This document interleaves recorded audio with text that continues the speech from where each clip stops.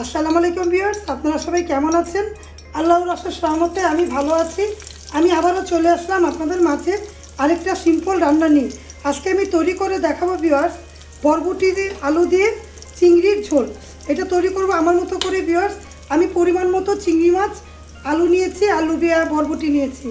এখন আমি পরিমাণ মতো তেল দিয়ে অল্প তেলে রান্না করব আজকে আমি। আর অল্প করে পেঁয়াজ দিলাম।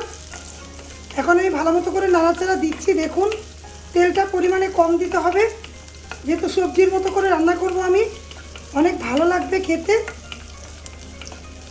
এখন আমি নাড়াচাড়া দিয়ে এখন চিংড়ি আর আলু একসাথে দিয়ে দিব।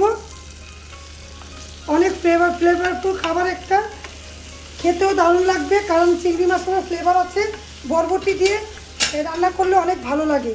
এটা রুটির সাথেও খেতে ভালো লাগে, এটা ভাতের সাথেও ভালো লাগবে ভিউয়ার্স। শীত যেহেতু চলে এসেছে, তার আগে যদি এরকম তরকারি রান্না করে খাই তাহলে তো মন্দ না, তাই না?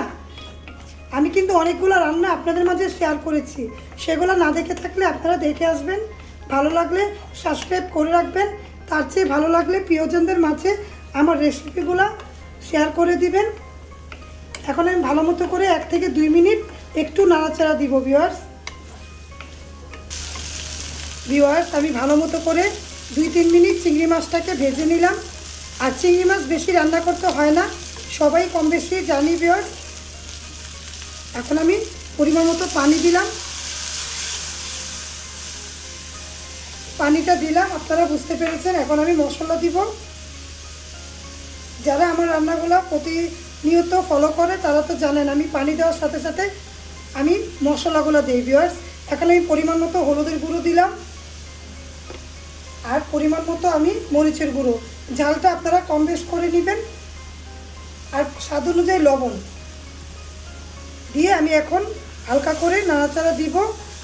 এটাও আমি 1 মিনিটের মতো একটু নাড়াচাড়া দিব, তার মানে মশলাটা একটু কষিয়ে নিব ভিউয়ার্স। আমি ভালো মতো করে দেখুন মশলাটা কষিয়ে নিলাম। এখন এই বরবটিকে ভালো মতো করে ধুয়ে নিয়েছি। যখন আলু 50% সিদ্ধ হবে, 80% সিদ্ধ হবে, তখন আপনারা লুবিয়াটা দিবেন। তার আগে লুবিয়াটা যদি একসাথে দেই তাহলে লুবিয়াটা গলে যাবে, তাই আমি বলে দিলাম ভিউয়ার্স। এখন আমি নাড়াচাড়া দিব ভালো মতো করে দিয়ে অল্প একটু পানি এড করব, অল্প করে দিব। দেওয়ার পরে এখন ঢাকা দিয়ে দিব। ঢাকা দিয়ে 5 মিনিট পরে আমি আসবো ভিউয়ার্স। 5 মিনিটের জন্য অপেক্ষা করি। তো ভিউয়ার্স, আমি 2 থেকে 3 মিনিট পরে চলে আসলাম। 5 মিনিটের কথা বলেছিলাম, 3 মিনিট পরে চলে আসলাম। দেখুন ভালো মতো করে পানি শুকিয়ে গিয়েছে। এখন পরিমাণ মতো আমি পানি দিয়ে দিব ভিউয়ার্স। পানিটা আপনারা বুঝে দিবেন ঝোল ঝোল, যেভাবে ঝোল রাখতে চান।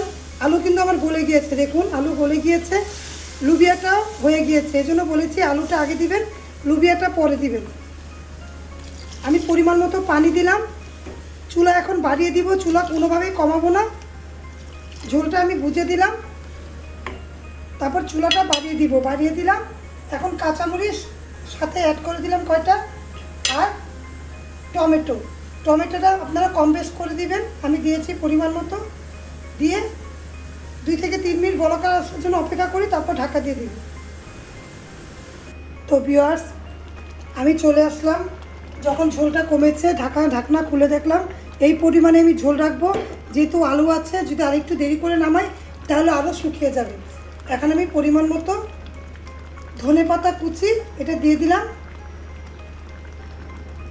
অনেক ইয়াম্মি একটা খাবার, সাধারণ খাবার, সাধারণের মধ্যে ইয়াম্মি, খেতে দারুণ লাগবে। এখন আমি ঢাকা দিয়ে চুলা বন্ধ করে দিব, তারপরে পরিবেশন করে আপনাদের দেখাবো ভিউয়ার্স বরবটি আলু দিয়ে চিংড়ি মাছের ঝোল। তো ভিউয়ার্স, রেডি হয়ে গেল। ঝোল করে রান্না করলাম বরবটি আলু দিয়ে চিংড়ি মাছের ঝোল। এভাবে করে তৈরি করে পরিবারের সবার সাথে খাওয়া দাওয়া করুন। আর আমার জন্য দোয়া করবেন ভিউয়ার্স। আর যাওয়ার সময় ছোট্ট একটা লাইক দিয়ে যাবেন। আপনারা সবাই ভালো থাকবেন। আল্লাহ হাফেজ। আসসালামু আলাইকুম।